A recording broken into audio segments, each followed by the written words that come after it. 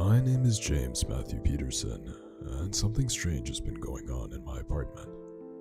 I moved into my new place on the Lower East Side of New York in April, and at first, everything was great. Rent wasn't too crazy, and I had adequate studio space for my photography. I always loved photography. It started out as just a hobby, but morphed into something much greater. Over the years, it has really become my passion. What I love most about photography is that it captures the things we hold most dear, exactly how they were, and how we wish to remember them, in a tiny, evanescent moment in time, to be preserved that way, forever. As far as I can tell, it's about the closest thing to time travel we'll ever come to. So when it came time to find a new place, one with enough to display my work was paramount. While not having a roommate felt lonely at times, I didn't mind being on my own. The first time I had a chance to bust out my camera, a new mirrorless Nikon that I had recently gifted myself as something of an early birthday present, was at the housewarming party I threw about a month after I moved in.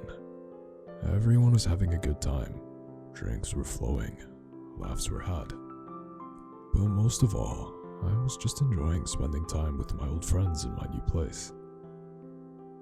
A little after 11 p.m., around the time several of my friends were getting ready to head out, as they had work early in the morning, my friend Grace suggested that we all take a group picture to commemorate the occasion. Since I was a photographer and I had a nice new camera and all, capital idea, I thought. On that, I went to my room, retrieved my camera and tripod, came back to the kitchen, set the camera up on the tripod, set the timer, and made my way into the frame. There we all were, smiling and happy. Then, click, the camera went off, indicating that the picture had been taken, and cementing that moment with my friends forever. After that, the party rapidly wound down. My aforementioned friends who had to leave early headed out right after the picture was taken, and over the span of the next half hour or so, little by little, the rest made their way to the door, complimenting me on the new place before leaving. My place was a bit of a mess following the party, but I was tired and figured it could wait until tomorrow. I woke up the next day at the crack of noon, feeling a bit hungover, but not unbearably so. I got out of bed and made my way to the living room, seeing that it was still a mess, and figured it was probably for the best that I clean up a bit. Before I got to any cleaning though, I noticed my camera was still set up on the tripod in the kitchen from the night before. Figuring that the cleaning could wait a few minutes longer, I went over to the camera, took it off the tripod, went over to my computer, and booted it up. I took the SD card out of the camera and popped it into my laptop, and in a matter of seconds, there we all were, my friends and I, all smiling, and just enjoying ourselves in my kitchen. Dave was making a goofy face like always. You can never get a serious picture with that guy. However, as I was looking over the picture, something caught my eye. There, stood behind us in the background, was a person I didn't recognize. Closing the refrigerator door and holding something in his hand. He was a taller man, with olive skin, curly dark hair, and a beard. A slim to average build, and wearing a long-sleeve t-shirt and a pair of black jeans. Who was this guy? I immediately sent the picture to several of my friends who had been at the party and asked them if they recognized him, or if he was one of their friends that I just didn't remember meeting, or something like that. Throughout the course of the day, one by one, my friends got back to me, all responding in the negative. And they said they didn't know who he was, or remember seeing him at the party. A couple of my friends suggested it could have been a malfunction with my camera. While that was technically a possibility, I rather doubted it. The camera was basically brand new, and in all my years of doing and studying photography, I had never seen an error like this. Dave half-jokingly suggested that it was a ghost. While I've heard of cameras picking up anomalous depictions of specters, mists, orbs, and the like, I highly doubt that that was the case here. Although, whoever he was, his presence was rather hard to explain. Was this guy a party crasher, or perhaps a burglar? If he was a burglar, he was smooth. Although, I'd say he was setting his sights pretty low going for my food, not even bothering to go for my $1,200 laptop. About a week later, I took my camera to a friend who was a whiz with cameras to see if he could find anything wrong with it and to potentially fix it. He told me that he was pretty busy, so it might take him a while to get it back to me. I told him it was fine and to take his time. I had an old DSLR camera I could use in the meantime, in case inspiration struck when I got home later today. I dug through some boxes looking for my DSLR. It took a while, but I eventually found it underneath some linens.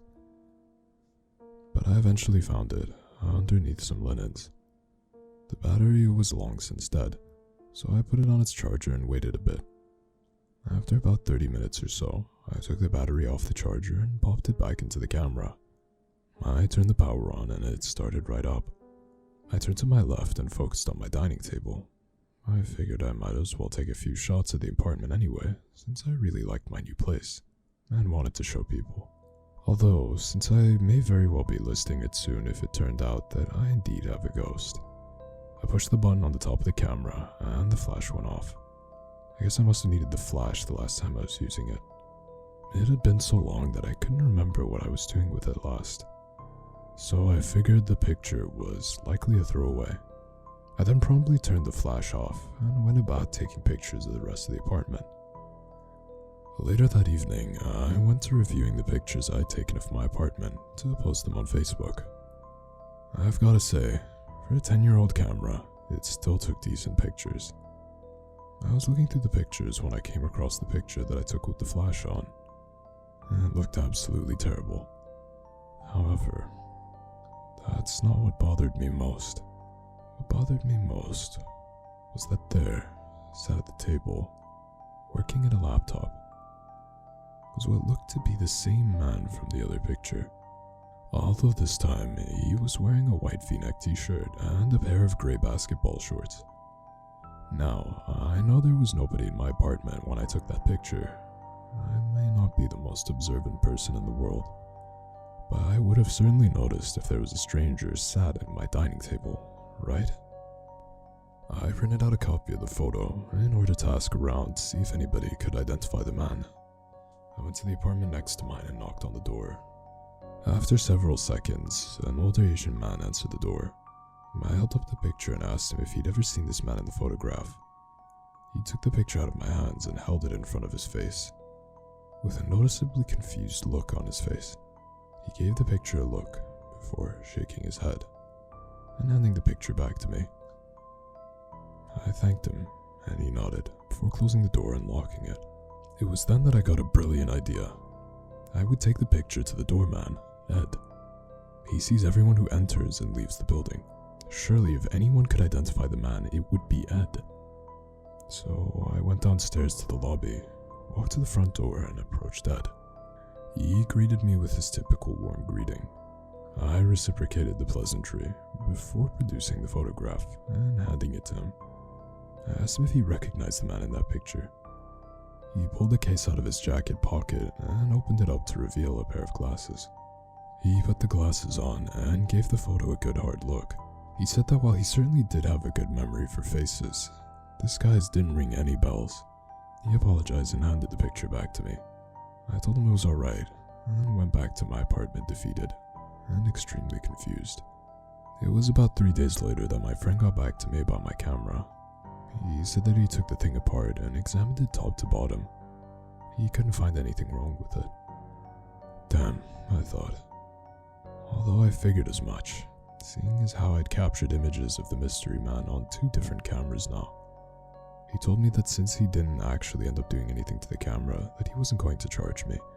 Not even his usual $40 diagnostic fee. That was awfully nice of him. I thought, seeing as how those $40 would really come in handy should I hire a medium. Because all of a sudden, Dave's joke about it being a ghost was starting to seem more and more possible. I retrieved my camera from my friend later that day, not exactly certain as to what my next course of action should be. I had one more idea. While I was no filmmaker, I knew my camera had the ability to shoot videos, and reasonably high quality ones at that. So I figured I would set the camera up in a covert location, making it a de facto surveillance camera, and try to catch this intruder in the act. Since my camera was not designated as a cinema camera, I was limited to a 29 and 59 second clip. That gave me a very small window of time to catch something, but I was willing to give it a try. The following afternoon, I set my camera up on my bookshelf, pointed it towards the living room and dining area, hit the record button, and left to go grocery shopping. I returned a little over an hour later, with groceries in hand. I put the groceries away and went to view the footage. I was excited and nervous to see what I caught. I took the SD card out of the camera and put it into the computer. I opened up the file and watched the footage. The first thing I saw was myself, starting the recording and leaving the apartment. Nothing happened for the next almost 16 minutes. I was starting to lose hope. But I heard that sound, like my front door being unlocked, followed by the sound of a door opening and closing.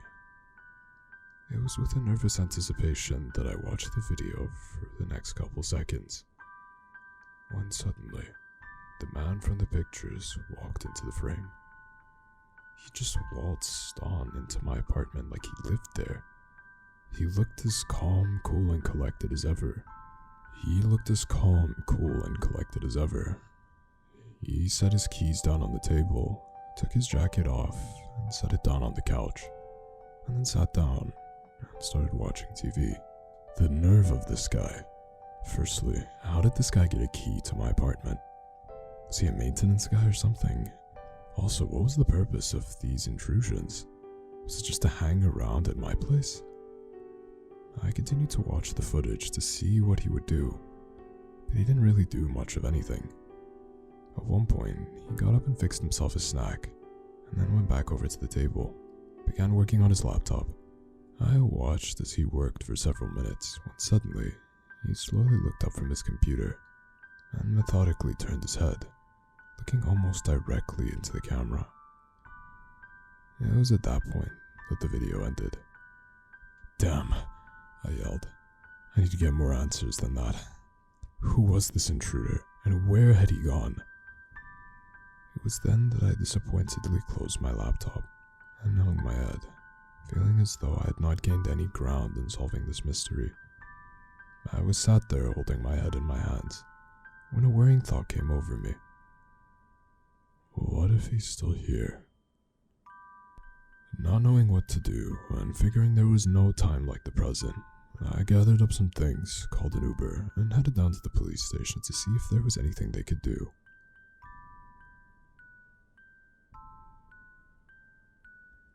When I arrived at the police station, I asked to meet with a detective, and after about 15 minutes or so, I was called to speak with one. I entered a small, cramped office where a detective was sat behind the desk.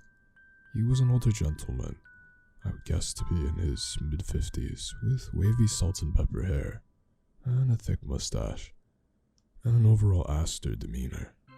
He asked me what it was that he could do for me.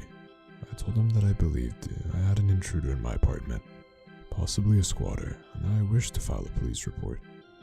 He asked what evidence I had, to which I showed him the pictures of the video I had taken.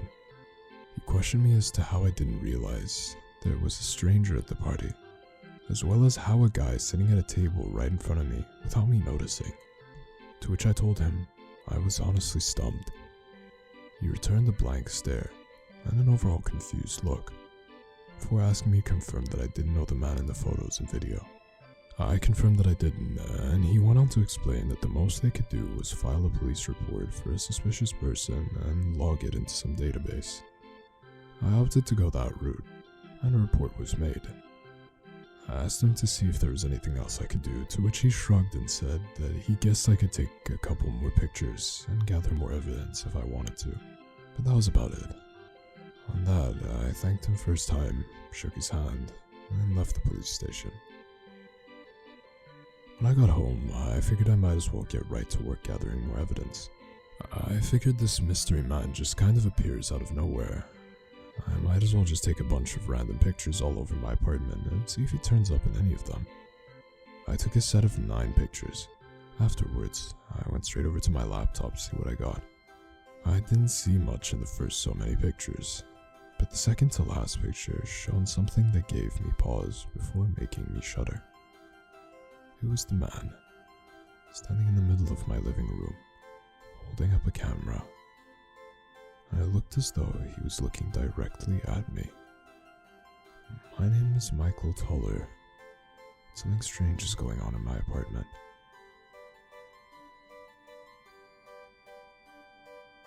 My name is Mika Toller. Something strange is going on in my apartment. I moved into my apartment on the Lower East Side of New York in January, and at first, things seemed fine. I loved living in a place where the rent was manageable, and that I had an excellent view of the city. Most of all, I really enjoyed living alone. Nothing and no one to bother me, so I could just focus on my work. Everything was fine until one night in May. I was up late one night, designing a logo for a new startup company that had contracted me to do so. I was just about ready to turn in for the night, but figured that a late night snack was in order. I powered down my computer and headed for the kitchen. I got to the kitchen, opened up my fridge, rooted around for a bit, before settling on a cup of yogurt. I grabbed the yogurt and went to close the door. When I was doing so, I heard a clicking sound from my right. I looked over but could not seem to identify what it was that made the noise. While the noise was a bit confusing, I figured it wasn't anything worth getting too worked up over, so I just ate my yogurt and went to bed. It was about a week later that the second odd occurrence took place. I was sitting at my dining room table, again working on some graphic design project, when out of nowhere a flash of light came from the living room. It caught me by surprise. I had no idea what to make of it. Not long after that, as I was sat there in a state of confusion, I heard the familiar clicking sound that I heard a week prior. And this time, it wasn't isolated just to my kitchen. This time it sounded like it was coming from every room in my apartment. Now, I'm not a very big believer in the paranormal, but I was starting to consider consulting a medium, because I was starting to suspect there might be a ghost or something in my apartment. The next couple of days went by without anything overly strange happening. However, on the 4th day after the incident with the big flash of light, I recall having the distinct feeling of being watched. Not for overly long or anything, but I definitely felt a presence, or someone. Something was watching my every move. It first became apparent when I sat down on the couch to watch TV and getting home from the gym. It felt as though whatever was watching me kept eyes on me from the couch to the kitchen, where I fixed myself some cheese and crackers, and over to the table where I went back to working on my work project. After a couple minutes of working, I don't know what impelled me to do so, but I turned my head slowly towards the far side of my apartment. Not sure what I was expecting to see there, but I didn't see anything. My apartment was empty. After that, the feeling I had of being watched subsided. Not knowing what else to do, I left my apartment, hailed a cab, and headed to across town to see my friend who was a paranormal investigator. I figured it couldn't hurt to see if there was anything she could do. I arrived at her apartment building, where she buzzed me in. Up to the 10th floor I went. She greeted me warmly and asked me what it was that brought me by on such short notice. I regaled her with all the recent goings on in my apartment, and told her that I feared that I may have a ghost or a poltergeist, something of that nature. She thought the random clicking sound, the flashes of light, were rather odd, but admitted that she hadn't dealt with anything quite like that before. She asked me if anyone had ever passed away in my apartment, to which I told her that I wasn't sure, but that my apartment building was constructed in the 1940s, and that given all the time between now and then, I supposed it was a distinct possibility. but that I didn't have any concrete proof. At a loss, she sent me on my way, insisting that I look into the history of the building, before assuring me that she would come by in about a week or so to see if she could produce any evidence of paranormal activity. I thanked her for her time and help, gave her a hug, and left. But not before she gave me one last helpful hint about something I could do to catch evidence of the paranormal. When I got home, I figured I might as well get started right away on learning the history of the building. I got out my laptop and immediately Googled my apartment's name, but didn't find any results of having anything to do with anyone dying in the apartments. I sat there feeling defeated. Then, after several minutes, I started hearing those familiar clicking sounds again. And just like before, they were seemingly coming from all over the apartment. On that, I got up from the couch, went over to the shopping bag I left on the table, and pulled out the new camera I had just bought.